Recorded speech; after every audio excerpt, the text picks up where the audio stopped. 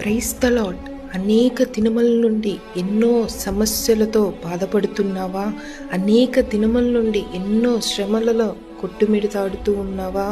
మనుష్యుల సహాయం కొరకు ఎదురు చూస్తున్నావేమో, ఎవరో వచ్చి నాకు సహాయం చేస్తారని. కానీ దేవుడు ఈ రోజున నీతో మాట్లాడుతున్నాడు. నీవున్న చోటే ప్రార్థన చేస్తే నీవు ఎక్కడ నుండి సహాయం రావాలో దేవుడు అక్కడ వారితో మాట్లాడతాడు. సౌలు ప్రార్థిస్తుండగా దేవుడు విని అననీయతో మాట్లాడాడు, అతని దగ్గరికి వెళ్ళు అని. చూపుపోయిన సౌలు దృష్టి పొందుకున్నాడు. సౌలు 3 రోజులు అన్నపానము లేకుండా పట్టుదలతో ఉపవాసం ఉన్నాడు. అదే పట్టుదలతో మనం ప్రార్థిస్తే ఎంతటి సమస్య అయినా సరే ప్రభు కార్యం చేస్తారు.